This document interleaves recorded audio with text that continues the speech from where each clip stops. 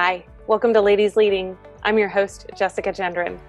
Maya Angelou once said, "There is no greater agony than bearing an untold story inside you." I believe in the world today there are too many stories of female leaders left untold. It has become my personal mission to give those stories a microphone. Ladies Leading intends to share the real stories of female leaders on their journeys to and through leadership, so that we might gain precious insight and advice from leaders just like them. We're giving women the microphone. Welcome to Ladies Leading.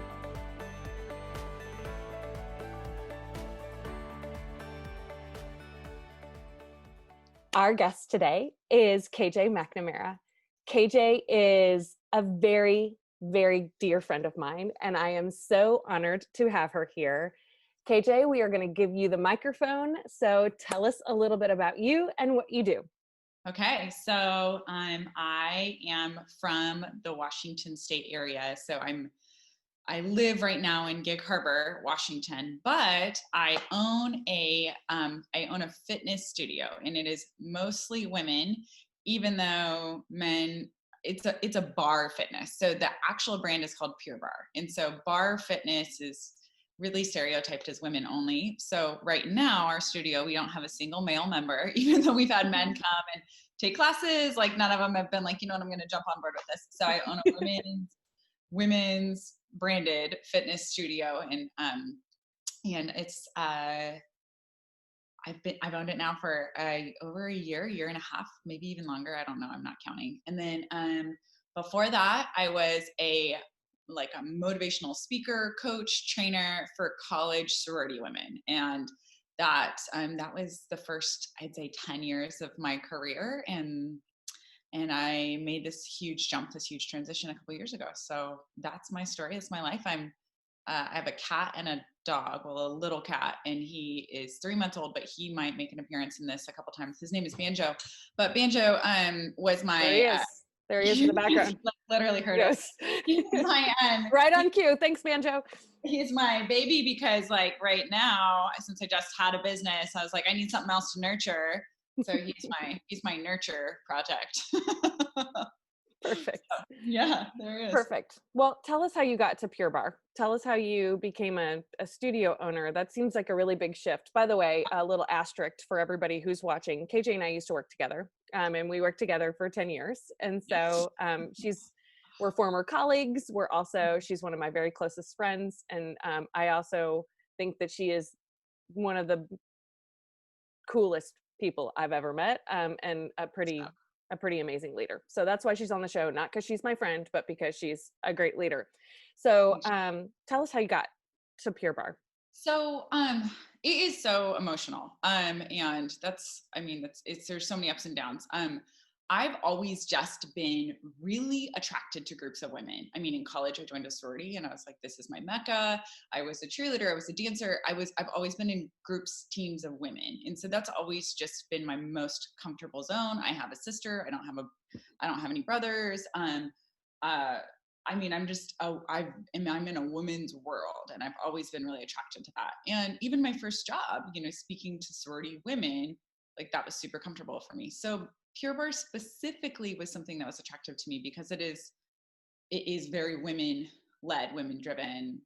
Also the brand itself, it's been listed as Forbes 500 best franchises to be owned by a woman. 90% of the franchise owners are women. And it's just statistically, it is such a supportive environment for a female. It's easy to start for females because I feel like that we can get into this later. But as a business owner, it's really difficult for a woman to get a bank loan or any type of funding unless you come from a world of money. And so there's a lower capital investment in Pure Bar because it's literally a room with a carpet and bars and a couple of things. You don't need like Orange Theory. You don't need a bunch of elliptical machines treadmill machines and rowing machines and all this other stuff. So if you just look at it from a very business standpoint, it's a great venture for a woman on her own. Number one. Number two, I found Pure Bar. I've always kind of been a workout junkie. Like I said, I danced and I cheered and I did all that stuff. But then I actually became a huge runner. And then I started to really invest in other business stuff. So I did like weightlifting, and I did beach body on demand, hey girl, and I did all this other stuff. And so when I found Pure Barre, I was actually super judgy. I like looked from the lobby and I was like, it doesn't look that hard. I don't even know. Like, I can run a marathon. This looks lame. What is this? It is so stupid. And so in my first studio that I ever went to was in a part of the country that's like very small town. And it was all like the fancy women of town who went. And so they would go in like full makeup and jewelry. And I'm like, what kind of gym is this? You know, I was super judgy. But then I started it and I got a couple of free classes. And the reason I fell in love initially was because I saw changes in my body that I had never seen through all my other workout stuff. And that's really vapid. And I want to admit the fact that like I saw, you know, that like rubber band around your arm. Look, I had that and I'd never had that before in my life. And that's vapid and very selfish, but that's why I fell in love with it. And then I started to realize that my injuries stopped hurting. So like I have a exposed nerve in my left hip and that stopped hurting. And then after that, I realized that I like, it was my only meditative place. Like I had done yoga every single day for a year. I'd done all this other stuff. And when I went to Pure Barre, it was the only place where I actually checked out, where I actually stopped thinking about everything else. And I think that that's really important for women and all people, men as well. But I think I'm such a type A high performer. I need to always be doing something with my body, that it was really refreshing to have somewhere where I wasn't constantly thinking. And that I fell in love with it. And so I fell in love with the product itself. And that is, I think, the most important thing for me, is that I cannot do something that I don't love, and that I don't believe in. And so I just fell in love with the product. And then when I was really seeking a change in my life, I went through, I was going to say this, Jess, when you were doing your intro, you're like, we're super good friends. I'm like, she went to both of my weddings. I went through a really, I know, so, and then I was like, that's terrible. I went through a really terrible divorce for me. And I mean, it wasn't terrible on paper. It was like really amicable, but it was a huge eye-opening, life-changing, like death in my life. And that really changed who I was as a person, what I cared about, what I valued, what I spent my time doing. And that change, do you see this, by the way? He's just trying to bite my elbow every time I move. And that big change in my life helped me decide I wanted to become a business owner. And I actually got to watch another woman open up a studio. And this woman that I met, she wasn't like your typical business owner. She didn't wear suits. She didn't like have a padfolio. She was very, I don't know. I don't know many women that carry padfolios anymore, to be fair. I know, but I'd always kind of put that stereotype on women. Like, in order to be a business owner, you need to be this type. And I wasn't her. And this, her name was Cassie. I got to watch Cassie open the studio, and she had a lot of the same skills that I have. She wasn't necessarily like the most organized person, but I'm not sure if she's organized. She might be super organized, but in my vision, she wasn't organized as much as she was charismatic. And I was like, oh my gosh, maybe this is something that I can do, which is just such a testament to, like, you literally do not believe you're capable of something until you see somebody else do it. And she just watching her do it from a very far distance, it became something that was a dream of mine. So here we are. Well, I had another guest say to me a couple weeks ago, you can't be what you can't see. Yeah. And so, yeah, you're totally right about that. So let's talk about this universe that you've been living in for most of your life of all women. Yes. You know, I think a lot of women in leadership shy away from environments with women because it's catty and it's hyper competitive and it's gossipy. And somehow you've lived in that world and it's been something you've truly invested in. Talk to me a little bit about how you've navigated that, how you became so passionate about that. I think so. Wow, gossipy and catty, and I've never felt more comfortable than I do in a room full of like 20 to 50 women. And I think it's because I I truly believe, like, I see them and I understand them and I believe in them. And I have this deep, deep understanding of how insecure I am and how I know that everyone else is operating from kind of this area of, I just want to love myself, but I don't know if if I deserve to love myself. And I've always come from a place of how do I get my team? How do I get my members? How do I get my clients to see that their ability to love others and their ability to love themselves is like the one thing we're all looking for. I don't know. And so even when I did Pure Barre, I wasn't opening my studio because I wanted to, yeah, obviously you want to like financially support your life and you want to replace that salary you just walked away from. But I always did it because I knew what it did to my life. And I knew that it taught me that I had value and I wanted to teach other women they had value through that media. And so I don't think my career has been ever about like owning a business or being a speaker. It's always been about how do I serve the people I know I want to serve. And I've never approached a room full of women, a business full of women, and like a sorority full of women as like, oh my gosh, here's all these women, but like a community I know I really want to serve because I see them. And that's weird, but I think we forget how intuitive we actually are and that we see people really fast. And if you let kind of that, I'm intimidated by you, you're catty, it's gossipy, if you let that bog you down, that prevents you from doing what you have potential to do. I don't know if that makes any sense at all. Yeah, no. As women, we're so uniquely capable of seeing other women, and we let that intimidate us and bog us down instead of being like, okay, here's an element to keep in mind, keep moving. I don't know. That makes sense. No, it makes total sense. I think so many women struggle, and particularly in a business environment, because it's just so competitive, and we don't realize that the competition may be coming from a place of insecurity. Yeah. Yes. Yes. I think all competition, women on women, girl on girl competition is from a world of insecurity.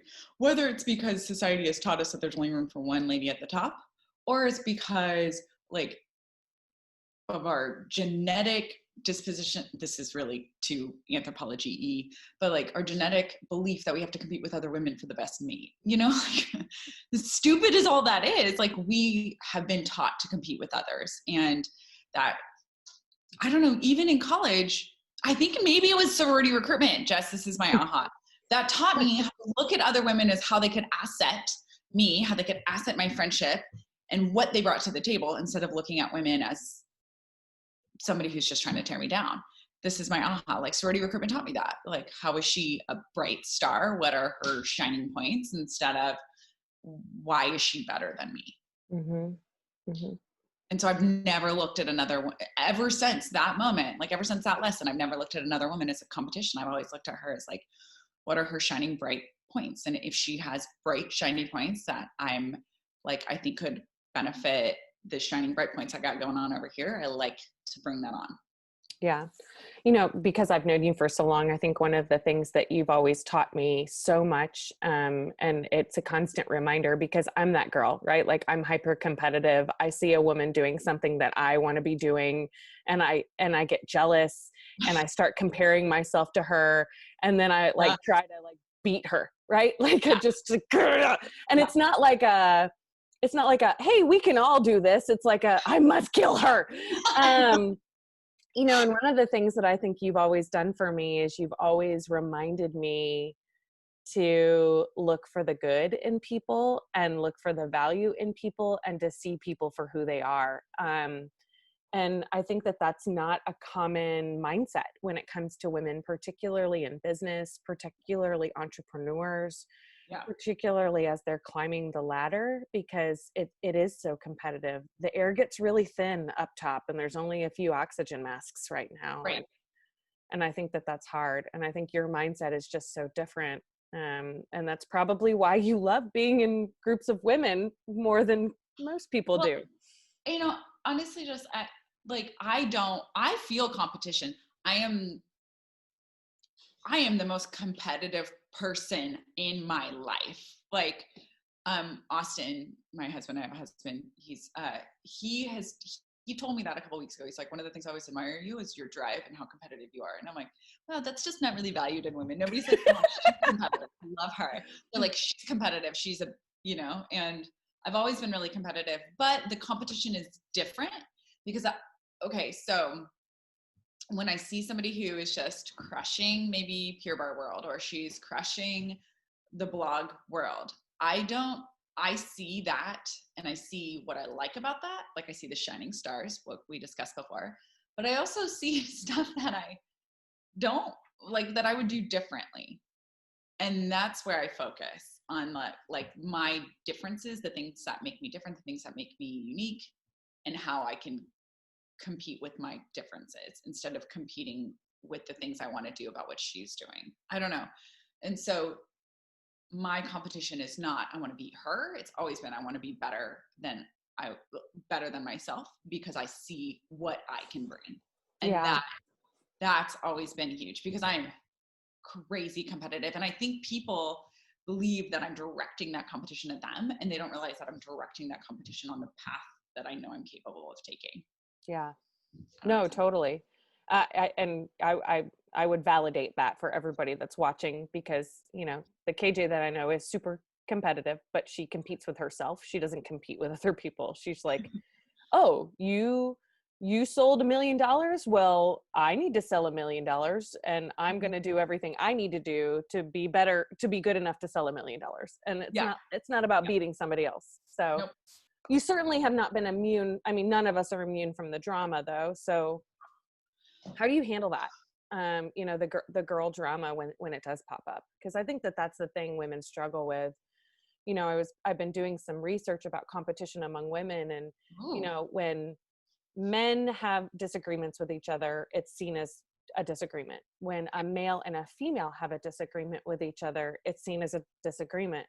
But when a girl and a girl, or a woman and a woman, have a disagreement with one another, it's seen as a cat fight. It's seen as dramatic. And there's all sorts of very interesting research about that. So talk to me about how you've navigated some of that stuff. So so this is fun, because I don't think I've ever asked her this question, everybody, just so you know. I haven't set her up for great stories. As much as I would love to have avoided cat fight, girl disagreement, drama, I haven't been able to. And there's so many different reasons for that.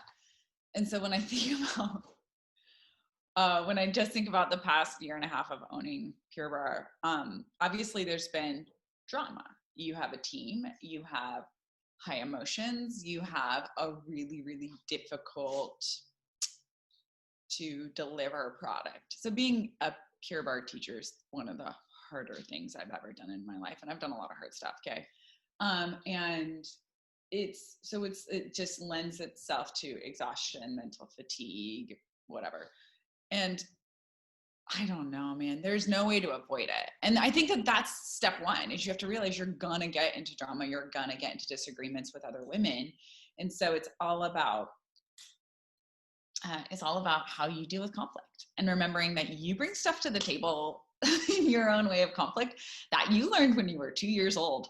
And they're going to bring stuff to the table that they learned from a person they broke up with 3 years ago. And you compete, or you conflict differently with your partner than you do with your supervisor, than you do with your subordinate, than you do with your parents. And there's just also no end, and there's no resolution. And I think that that's the biggest misleading thing that we have taught leaders, and we've taught aspiring leaders, and we've taught women. It's all about conflict resolution. And so we've taught women to literally smile and resolve and to get over it.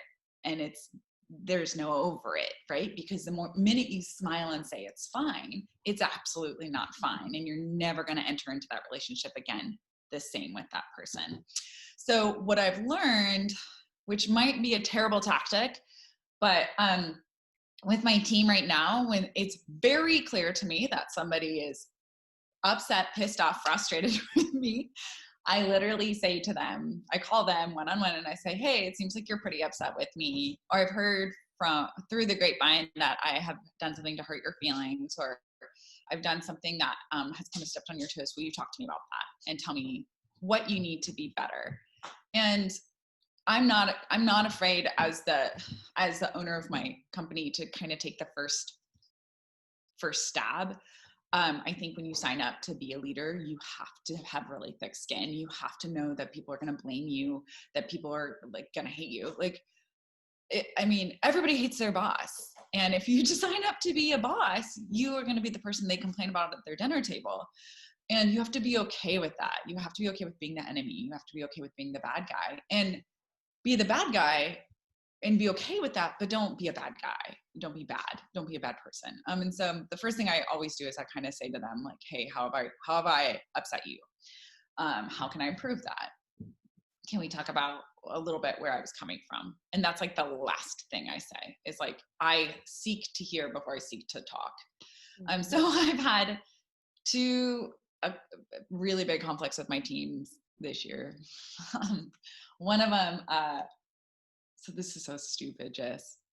One of them, okay, we have a lockbox. And the reason we have a lockbox on our studio, this is so stupid, you guys, is because we have 20 employees. I can't give every single one of them a key. We have class at 5 a.m. If you forget your key, the class gets canceled, and I don't know. So we have a lockbox, and that is the recommended way to do stuff. So I had one of my team members she unlatched the lockbox before it was closed, and then it was jammed, half open, half closed. Okay. I know, irrelevant. But my teacher shows up at 4:30 in the morning to teach the 5 a.m. class on a Thursday, and she can't get the lockbox undone. I was teaching the 6 a.m., so my alarm had already gone off to go and teach class. But if I had left at that moment, then I wouldn't have been prepared to teach at 6 a.m. because I would have been in my pajamas to unlock the studio, and there's like nobody else there to us a key that we could call at 4:30 in the morning, and blah, blah, blah, blah, blah, blah, blah. And so my team member jams the key in the thing, and then this happens, and it's all these like tiny little things. And I just come from a world of like expected excellence of myself, and I come from a world of like, do it perfect, do it right, check again, do it perfect, do it right. And so it's really difficult. I understand I'm different than anybody else, and it's difficult for me to operate with people who don't check it and perfect it and get it right without putting my expectations of myself on them. And so I made her cry over a lockbox, everyone. I am not proud of this moment, but I was like, somebody broke the lockbox. It was you. I'm such a dick. Gosh, I'm a jerk. And I just at that moment I had to like realize, like, because we had to cancel a 5 a.m. class.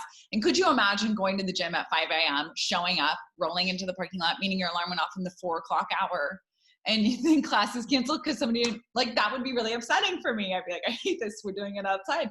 And I don't know. I just like, you have to remember as a leader, stuff's going to fall on you. As a leader, it's about saving the relationship before you save face. And also as leader, it's about remembering that like people aren't on your level, and that's okay for them. Because if everyone was on your level, this world would be terrifying. It would be so scary, right? But here we are. So here we are. I don't know how to, drama's going to happen, guys. And whether you're working with women, whether you're working with men, like, it's going to happen. And it's about meditating on your truth, figuring out like what's best for you and doing what's best for you, and not worrying about how other people perceive you, which I think we all worry about how other people perceive us way more than we should. Me too. I do it too.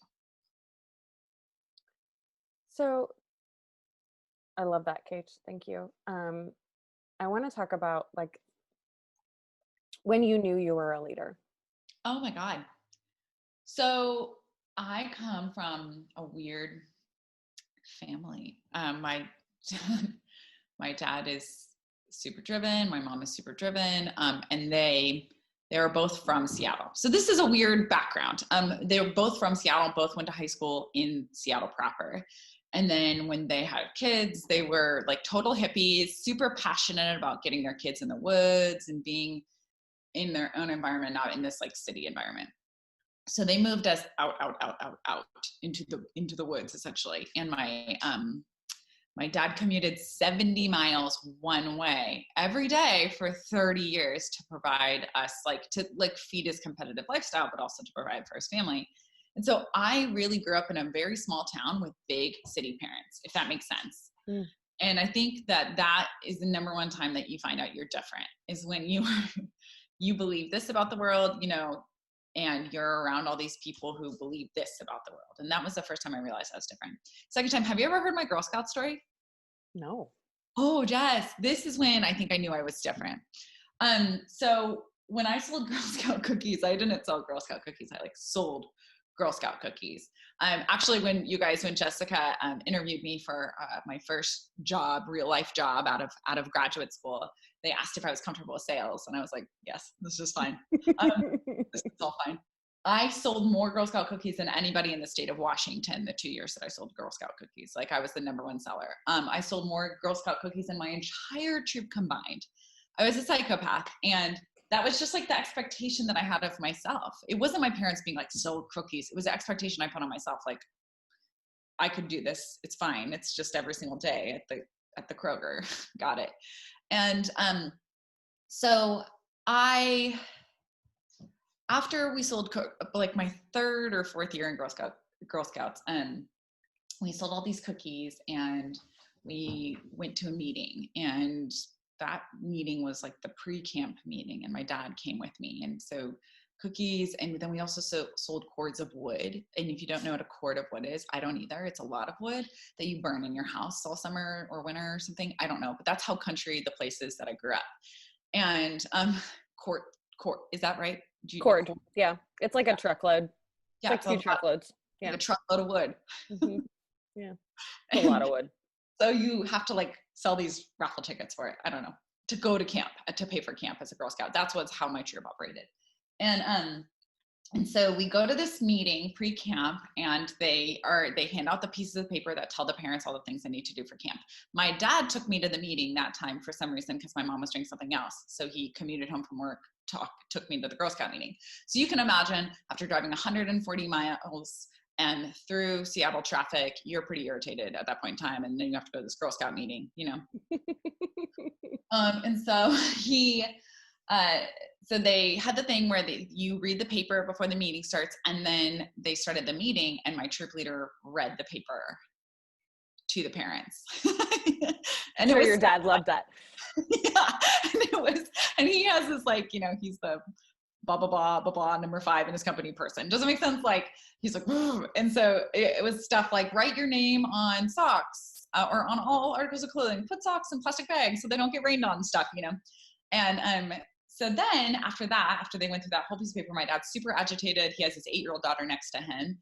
And then they started to talk about how much money everybody had raised and who still needed to raise money. And for some reason that lit my trigger, and I got pissed off. And I stood up in the middle of that meeting, and she's a full-blown adult. And I said to my troop leader, because she was calling out individuals who didn't make enough money for camp. And she said, and I said to her, I essentially yelled at her in front of all the parents. And I said to her, this is mean that you're doing this. You're just picking on kids. You don't even like kids. I quit Girl Scouts and she can have all of my money. And I walked outside.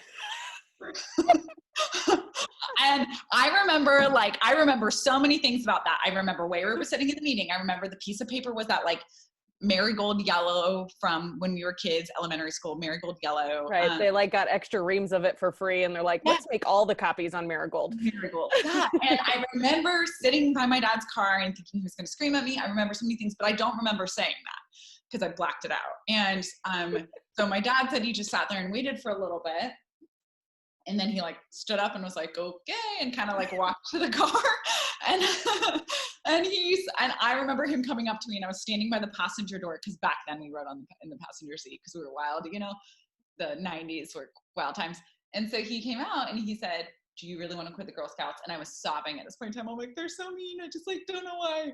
Like, I worked so hard and I want to get what I worked for, but it's not worth it. And he was like, okay. And he said to me, when I told him I really wanted to start Pure Barre, he said to me, that was the moment I knew that you were going to be like a business owner and you were going to be a leader and that you were going to be fine. And I didn't have to worry about you. You were going to take care of yourself. And I think I think it was just, I knew from a really young age that it was different. I mean, I went to the principal's office so many times in high school, and I mean, I was cheerleading captain, I was president of the marketing club. I was like a good kid because I fought with him about all this stuff. Like, this is stupid. Why are we doing it this way? We should do it a different way. And like, I remember him being like, your mother would not approve of you talking to me this way. And I'm like, she taught me to talk this way. Right. Like, I just always knew, and my parents have always taught me to think critically, question the process. And I've always been that person. And if you can't get it done, if it's not getting done, do it yourself. And I did it myself. I quit. There's so many questions in there, KJ. I'm really glad that you told me that story. I'd never heard that. I can't believe I haven't. Talk to me about when the leadership showed up in your professional life. Oh, okay. So my first job out of college is, I graduated college and I worked at Nordstrom for 6 months. It did not show up there. I did not show up there. Do you know what showed up there? My competitiveness. I would sell my goal for the day and then I would leave 3 hours early. I was a terrible employee. And then after that, I worked for my sorority, and that was my first taste of total independent. How you work is how productive the job goes. Does that make sense? But I don't know if anyone was ready for my brand of leadership there. I don't know if you were ready for what I brought to the table, which was big, loud opinions and whatever. And then I think, honestly, I went to graduate school. And when I was in graduate school, my first job was a research assistant because I got an academic scholarship. And so I did research for for the actual university. But I ended up not liking that. So then I went and I transitioned over to work in student affairs to have a more social experience. And when I was in student affairs, I again was had all these opinions, but everyone was stop talking. Zip it. Zip it. You're so annoying. Because I just have this this is not, I just have this frustrating thing about me. I don't know. Maximizer in you. Oh no. And now, right? Why not right now? And so then honestly, I think it wasn't until we worked together and I started speaking and training that's where I realized how to capitalize that voice I had, how to curve it so it was productive. And then with all of the training I had with how hard you work is how well the project goes. That's when I really started to make momentum. But I don't even know if then, I think my leadership and my drive was rewarded, but I don't know if I would have even really considered myself a leader, except the fact that I was somebody that you would look to as an example. Does that make sense? Mm-hmm. I think of my leadership has always been look to her as an example, not but don't let her be in charge of stuff. I don't know if that makes sense, but that I think that's a huge reason why I wanted to start my own business, because I wanted to get dirty. I wanted to get in it, and I wanted to fail at some stuff. And I was really tired of talking about all the stuff you're supposed to do and not actually knowing if it works. I don't know if that makes sense. I was so tired of telling women, you can do anything you want to do. You are the smartest, most brilliant, bright humans ever.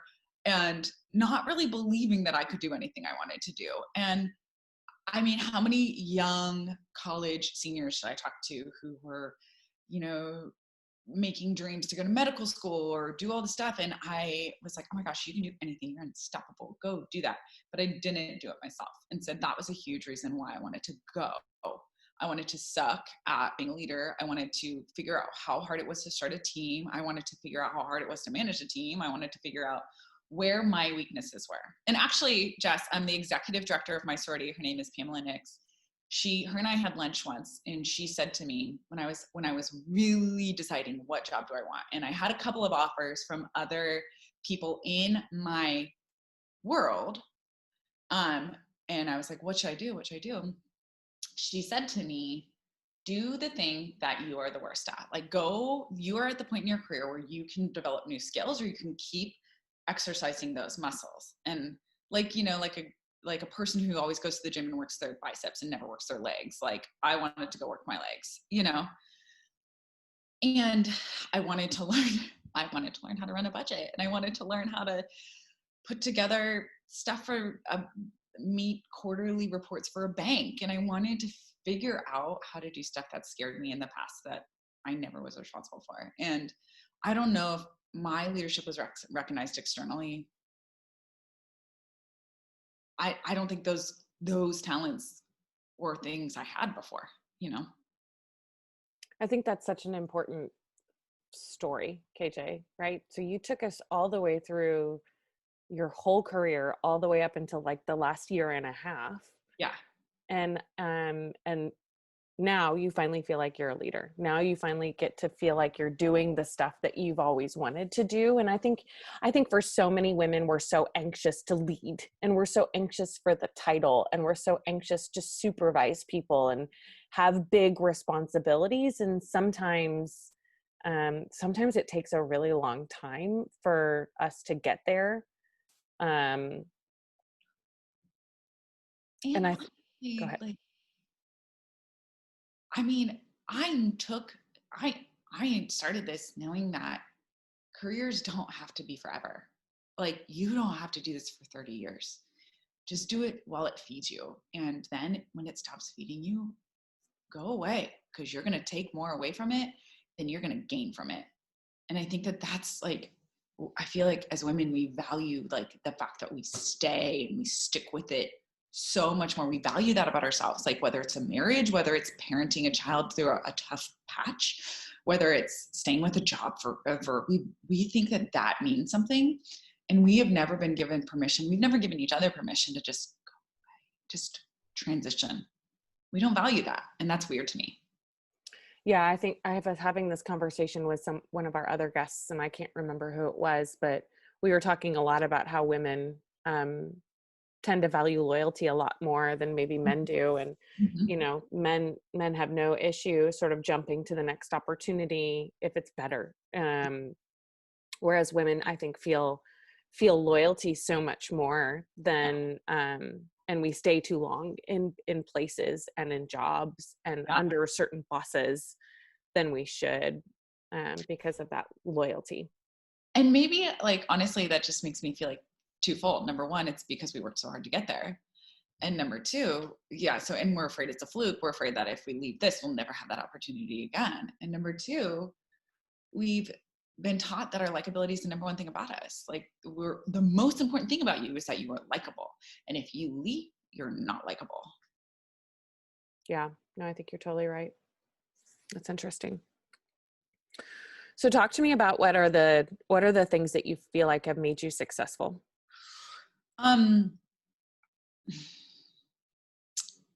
I think having a very, very good tribe of people around you is so important. People that you can bounce ideas off of, people you can just debrief with, people you can have poke holes that you're not going to get offended by, right? Because there's one thing about, you come up with this brilliant plan and you bring it to people and they're like, what about this and this? And you're like, I'm offended, I'm going to do it my way, versus people you really actually want their opinion. And I think that's the most important thing, is having a group of people that you can talk to, whether it's like, oh my gosh, this was just the worst today, or if it's, hey, I have this crazy idea, what do you think of it? I mean, I have the best hype people in the world in my corner, and they're on my team no matter what. And when I say on my team, that doesn't mean they're not my yes people, but they're like, yeah, you want to leave this super great job that you've been successful at? Yeah, do it, and right. I wouldn't have gotten through my divorce if it weren't for my hype people saying, yeah, get a divorce. You deserve happiness. And I think that hype people get you through so much more than just business stuff, but your whole life. Sorry, I'm coughing. And then the second thing I think that's made me really successful is honestly coming, and this is just like parenting advice from somebody who doesn't have children except a cat and a dog, but my parents never, ever discounted me, ever. I mean, I've never been treated like I can't do math and science. I've never been treated like, I mean, my qualities and my strengths have always been praised. And maybe that's made me a little inflated for sure. But I mean, I never thought that I deserved any less because I was a woman. And the world was shocking to me because of the way I was raised. And I think that that is exactly how we need to raise our girls. You know, I mean, I've been blindsided by stuff because it just didn't exist in my childhood. It was not allowed to exist in my childhood. And so that was really valuable and important to me. I think the other biggest thing is this is something I've really struggled to learn how to do, but really being able to hear yourself. And no matter how you do that, whether it's through prayer and meditation, whether it's through just talking it out with a friend or a partner, but I think we discount our own voice so much. And we don't trust our gut. We don't trust our intuition. We don't trust what we have to say. And we don't believe in hearing ourselves. We believe in taking other people's opinions. We believe in, I don't know, like we just think this person's opinion of me is more important than my opinion of me. And so I think I knew my first marriage wasn't going to work for a long time. And it took me years to believe myself. And and that's just like a real example. But I think even in our jobs, we don't trust our gut instinct. We don't trust our intuition. And so learning how to hear myself, even though it takes a while, like, right, I like ponder and I chew on stuff for a long time, but then when I make a decision, I know it's the one I want to make because I'm not afraid to listen to what I have to say. And your gut will never lead you down the wrong path for you. It might not be the path for other people, but it's the path for you. So, and that's hard. I think you're right. I think, you know, we have to trust our intuition so much more than we do. And I think sometimes, you know, we tell ourselves stuff and we know it's true, but we don't want it to be true. And so we don't listen to it, right? You know, so, you know, when I left my last job, I knew years before I left that I should leave. And, but I didn't want it to be true because I wasn't ready to leave, or I didn't want to leave, or I didn't think I wanted to leave. No. And so I ignored my intuition. I ignored my voice and, stayed too long and should have left sooner. I mean, that is huge. And even in small moments, like when it comes to team members right now that I'm having, like if I'm having an issue with somebody and person A, B, C through Z comes up to me and they're like, you need to do this to her. You need to do this. It's like, I just have to sit with it and make a decision instead of doing what other people told me to do, instead of telling me what leadership books tell me what to do. I have to really, right? Like we trust a book more than we trust ourselves. It's stupid. And I think we have to, like, I just have to sit and listen to myself and go from there. Mm-hmm. Yeah. What advice do you have for young women? So we used to get this question all the time. Like, how do I become a speaker, or how do I become and I believe you cannot be good at anything unless you really love it. I mean, you can. I believe that people can be really successful if they're motivated by money or success or a title, but you'll burn out faster. You'll burn out faster and you'll get lost. You'll lose yourself in it. Mm-hmm. And I've always believed, do what you love, do what you're good at, and find where those two things meet. Like, I do believe that every single one of us is built with hand carved skills that are different. And my skills are super different than another person's, but that doesn't mean I'm less or they're less. It just means we have different skills. And I think the world is, I've never like valued my skills. I'm like, I'm a loud, influential opinion. And I used to never think that had value until I realized that you can really get places with that, because some people are afraid to talk. And so like my advice is just do what you love and do what you're naturally good at. And that will never lead you wrong. My other piece of advice is that, like, oh my gosh, you're probably not going to fail. I know that sounds crazy, but I think we believe there's an 85% chance we're going to fail. And I think it's reverse. I think there's a 15% chance that failure is an option. I learned that from starting this business. Okay, when I first went to get a bank loan, the first person I talked to on the phone said to me, 90% of these actually don't ever come into fruition. I'm like, oh, okay, it's terrifying. Gee, thanks. I mean, right? Isn't that the worst encouragement you ever heard? And so please tell me you did not get a loan from that bank. I didn't. She wouldn't even meet with me. Like, she wouldn't even meet with me. Oh my gosh. And it's just, I didn't get it right the very first time, but I didn't ever stop.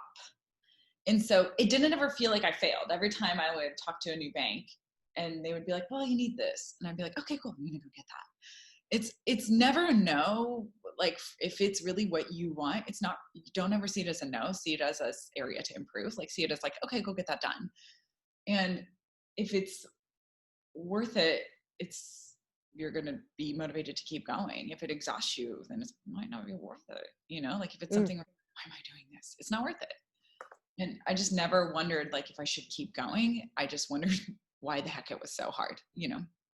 And I just think we believe that the probability of failure is really high. And it's really not. I know that's stupid, but it's not. I'm writing this down. There's so many good things. There's so many good little nuggets. I know. I have nuggets, but I just don't have concrete thoughts. Oh, man. You know, I think what's really great, beautiful about, you know, your story and your experience, KJ, is just, I think that everybody relies on these very regimented, cookie cutter, perfect box definitions of what it means to be a leader, and particularly what it means to be a female leader. And I think what's beautiful about your story is that I hope that the women that are watching understand that leadership is leadership when it's you. Yeah. And that there are lots of different ways that women can lead and lots of different ways that women can be successful. But the common thread through all of it is being yourself and leading in the way that's truest to you. And when it isn't true to you is when it doesn't work. Right. And I hope that that's what people are hearing through this story, because, you know, we could put a bunch of business experts who've written those business books we've all read, and they would give us a very clear definition of A, B, and C are the things you need to do. And this is specifically how you need to communicate. And this is specifically how you need to look and dress and act and all of those things. And you know, what I love most about you and why you're my friend, is you're like, yeah, I'm not going to do it like that. Well, like, I don't know, we live in a world that tells you like you're not right so much, to the point where we are willing to pay hundreds and thousands of dollars for people to tell us how to do it. Like, not to talk negatively about anybody, but Tony Robbins makes gazillions of dollars by just telling people they're good enough. Guys, like, we're all good enough. We don't need some other person to tell us that. And there's just no right way to do anything. And the minute you accept the fact that nothing is concrete, it's all fluid, and rules were just made by people who are trying to put structure in a world for their benefit. Yeah, sorry. Like, this is the moment you're free to be and do and create the way you want. And I don't know. So when my husband and I got married, we like promised each other that we would make a life of art. And I used to get really caught up in being financially successful and having all the things, having the bag, having the house, having the car, having the blah, blah, blah. And that led me down a very dark, unhappy path. And like, so we've always promised that our life to each other will be something that is inspirational instead of something that is monetary, you know, something that is, and so maybe it's not everybody's cup of tea, but that is how I've been trying to live my life. Like, does my life inspire me? Does my life make me want to wake up every day? Does my life make me like, do I get to watch the beautiful things happen?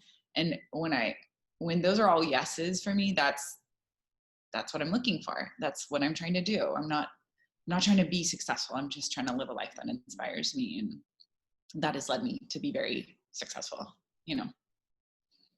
I love that. I love that. Okay. I think I have like 100 more questions. What? No, you're pointing at me. You're pointing at me like.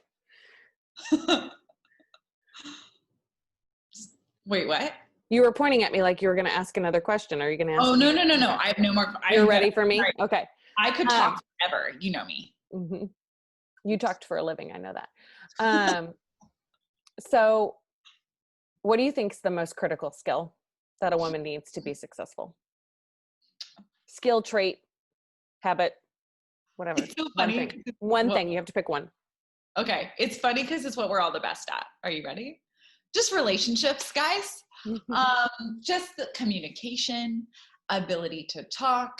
This is the weirdest thing I've learned. So when I was working with, you know, in order to own a franchise, you have to be approved. It's like an application process, and you have to go and meet them, and they have to decide you're good enough. It's like sorority recruitment for you all over again. Oh my gosh. And then you have to like go and meet with brokers about real estate, and you meet with a lot of professional people. And I could have gone to every single one of those things in a business suit, but I tried to approach it of like, do you own a business suit? No, I don't anymore. I actually just on Poshmark put 6 pairs of high heels for sale. Wow. I know. Before we started recording, guys, I told Jess I'm wearing jeans. This is the first time I've worn jeans this year. Like all year, I've just worn leggings every day. Fitness. The number one thing, my goal with every single one of those meetings was to like remove all of the professional jargon and like pomp and circumstance. Like I hate all that professional stuff that prevents you from actually directly communicating. And the reason I was a successful speaker and the reason that I have been able to walk up this ladder where I've gone is because of like communication. And I think, Jess, you're one of the best communicators I've ever met in my life, but being able to communicate clearly, like ask legitimate questions, because when you meet with somebody and you're trying to get approval for financing, or you're trying to get this, they're going to say stuff to you that is so jargony, and they just say it because they are trying to look professional to you because they have money that you're asking for, right? And so they're going to say like, well, you need what do you need? Like a DBA, and you. You're like over on the side here, like Googling it on your phone. You're like, and if you're like, okay, got it. Mm-hmm, check. You're going to walk away and it's going to take you a month longer to figure out what all that stuff is versus if you're like, what's that? You know, like just shoot it straight to me. What is that? And then you find out it's actually this big and they made it sound like it was this big. And that communication, even with my team, you know, like over communicating, over encouraging, over like analyzing, everything, getting buy-in, everything about communication is so important. And that is something that we as a culture love to talk about, how women over communicate everything. And this is our number one skill. So we need to capitalize on it. We are so good at it. Let's just use it and not be afraid of it. I love that. Yeah. Well, I'm a talker, girl. You're great at communicating too, KJ. Thank you so much, KJ, for being my guest today. It's been so fun to have you and talk about things that I don't think we've ever talked about before. That was really fun. It was great. So thank you for that. For all of you watching at home, I hope that you find inspiration in KJ's story. Thank you for joining us today. I hope you'll see that KJ's story of sort of relentless perseverance and constant advocacy for herself has been some of the things that have made her most successful. Hopefully you'll gain some other insight and inspiration from her story, and that you will join us next time as we pass the microphone to another female leader. Last thing we want to do is we want to thank our sponsor, the Center for Leadership Excellence. They are on a mission to make organizations great places for women to work and to dismantle systems and cultures that are oppressive. You can learn more about the center at cleindy.com. And don't forget to visit us at ladies-leading.com. You can learn about our project, you can see past episodes, and you can also recommend a woman to be on our show. So thank you for joining us today on Ladies Leading.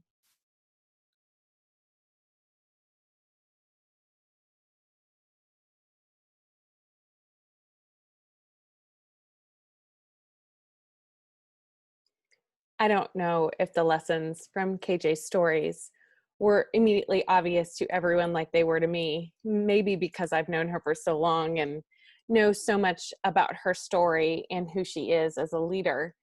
But I think there's 3 really big lessons to take away from KJ's story that are so valuable to us as female leaders.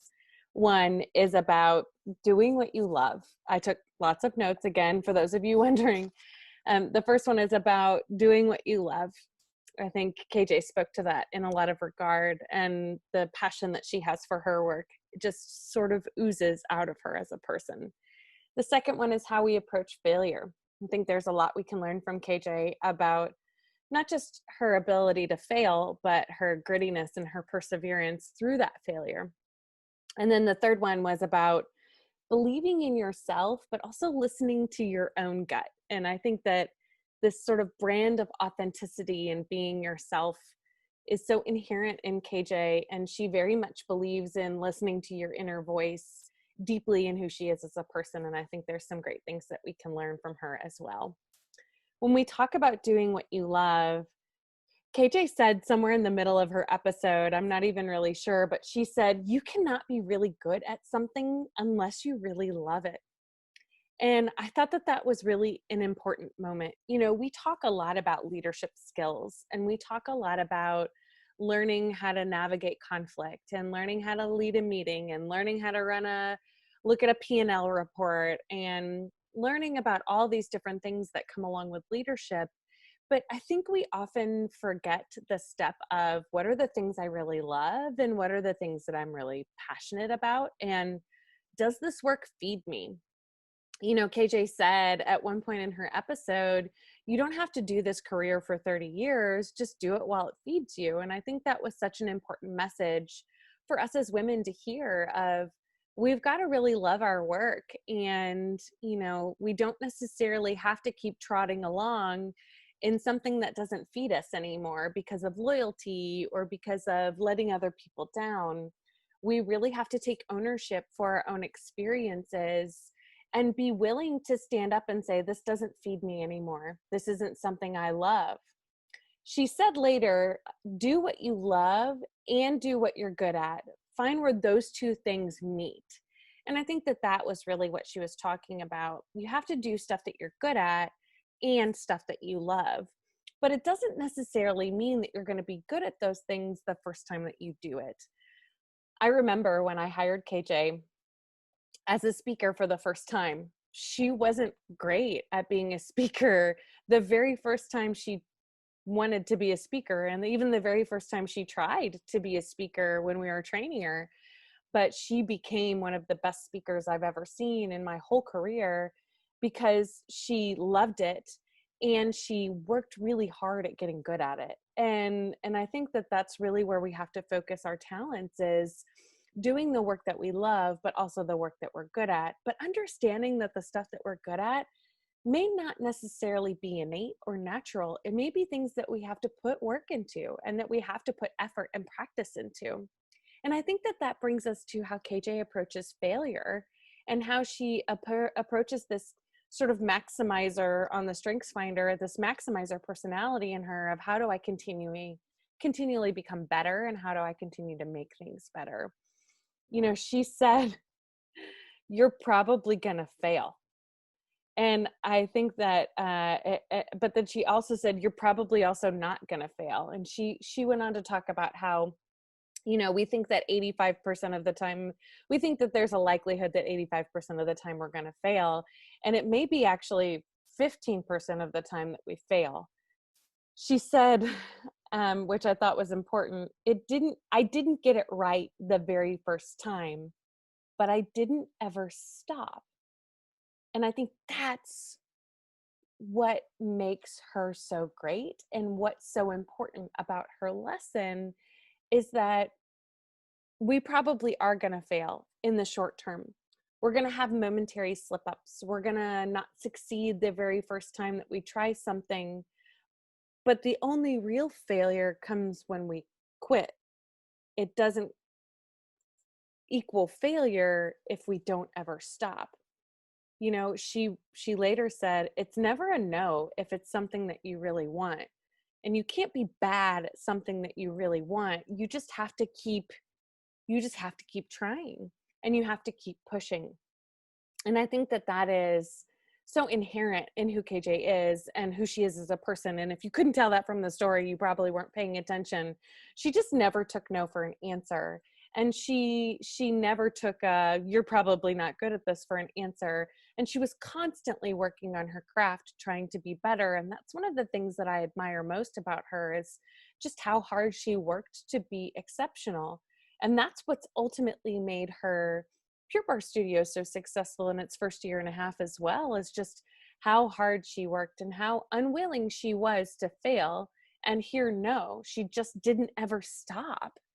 One of the things she said later on is, she said, rules were made by people who were trying to put structure in a world for their benefit.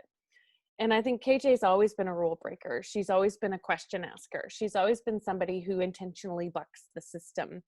And I think that is part of some of the work that we have to do as women, is we have to be willing to question the structures that were put in place that weren't to our benefit. And we have to keep working through the no. She said, it's never really a no if it's something that you really want. And I think for women, a lot of times we let the no get in our way. We let the no be a block in the road. We let the no divert us to somewhere else. And KJ's never really let a no stand in her way. She's always tried to figure out a way around the no, and always tried to figure out how she could still succeed in spite of the no. And I think we could all use to harness a little bit of that energy every once in a while in our lives. I certainly admire that about her, but I also look to her in a lot of that regard for when I need some of that inspiration. But I think the thing that I admire most about KJ, and the thing I love so much about her story, is just this inherent listening to your inner voice. I think she's always been really good about listening to her inner voice and what her gut is telling her. She said early on in the episode, we discount our own voice so much. But then she went on to say, your gut will never really lead you down the wrong path for you. And I think that was so important. I think in the women's world, and I think in us as females, we play the comparison game so much. I mean, we talked about competition in KJ's interview, but we play this comparison game so much, where we're constantly comparing our own journeys, our own experiences, our own choices, our own successes and failures to those of other women. And I think that we can't really necessarily compare ourselves, because we're not playing the same game. We're not coming to this table with the same skills and experiences. We haven't learned the same lessons. And so comparing ourselves to each other isn't really helpful. And I think KJ's message about your gut will never lead you down the wrong path for you is so important, because my path will be different than each of your paths. KJ and my path is different. I mean, we both left my former company where we worked together in relatively a short window of one another. And we took grossly different paths from one another. And do I admire KJ for the work that she's done and starting her own business in Pure Barre? Heck yeah, I do. But that wasn't my path. And we have to trust our own guts and understand that they're never going to lead us in the wrong direction for us. she went on to talk about how we trust a book more than we trust ourselves, or we trust advice from others, or people telling us how we should handle things, or telling us what we should do with our careers, or choices that we should make, sometimes more than our own inner voice. And I think that KJ continues to remind me that we have to listen to ourselves, and we have to believe in the knowledge, the wisdom, and the skills that we have. Sure, it's really helpful to have your hype people, as she put it, this sort of group of women that you surround yourself, group of people you surround yourself with, that give you advice and give you feedback and challenge you and poke holes in your ideas and all of those things. But at the end of the day, with all of that information available to you, you have to make the choice that feels right for you.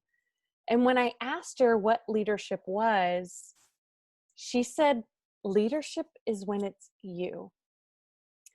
And I thought that that was one of the most brilliant things I've ever heard come out of her mouth. And let me tell you something, I've heard a lot of really brilliant things come out of her mouth, but leadership is when it's you, I think, is such an important message for women, for ladies leading, for everything that we do as leaders, is that we are truly leading from a place of authenticity.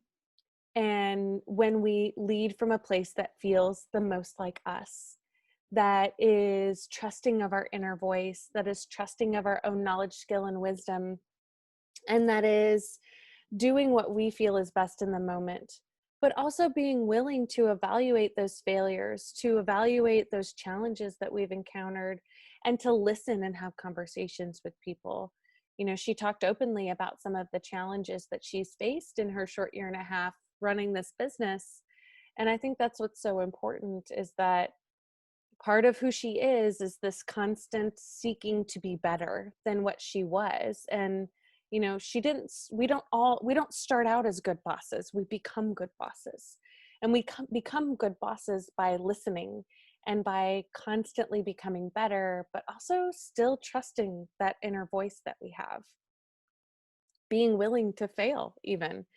And I think that is those are the important lessons I want you to take away from KJ. But more than anything, I think what I want and what I hope you saw in KJ's story and in her interview was just her willingness to be real and honest and raw about her experiences, and to be open about those things. I think that is ultimately the aim of Ladies Leading, is to be a place where women feel like they can sit on their couch with their cat crawling in the background, talking about the things that they've failed at and the lessons that they've learned and the challenges that they've encountered, and give real advice for women on how to navigate their own journey.